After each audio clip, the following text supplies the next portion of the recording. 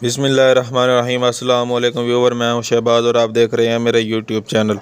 आज हम बात करेंगे जी ब्रूफन क्रीम के बारे में। ये जो ब्रूफन क्रीम है बहुत ही बेस्ट क्रीम है, ख़ास तौर पर इस्तेमाल की जाती है दर्दों में। यानी कि अगर आपके जिस्म के किसी भी हिस्से पर दर्द है, चाहे वो यूरिक एसिड का दर्द हो या फिर आपको जो है ऐसे ही दर्द होता है, अगर आपके जोड़ों में दर्द होता है या फिर अगर आपके पाँव में, घुटने में, कोहनी में, किसी भी जिस्म के किसी भी हिस्से पर अगर आपको दर्द रहता है तो आप ये क्रीम इस्तेमाल कर सकते हैं। जी हाँ व्यूवर, ये जो आपको आयुर्वेदिक स्टोर से आसानी से मिल जाएगी। इसकी कीमत भी कोई इतनी ज़्यादा नहीं है। इसका जो तरीका इस्तेमाल है वो है जी सुबह, दोपहर, शाम, यानी कि 3 टाइम जो है आपने ये क्रीम इस्तेमाल करनी। इंशाल्लाह आपको जो दर्द है वो दूर हो जाएगा। इसके अलावा अगर आपके जिस्म का कोई भी हिस्सा कट गया है तो उस पर जो है दर्द होता है, दर्द की सूरत में जो आप ये क्रीम इस्तेमाल कर सकते हैं।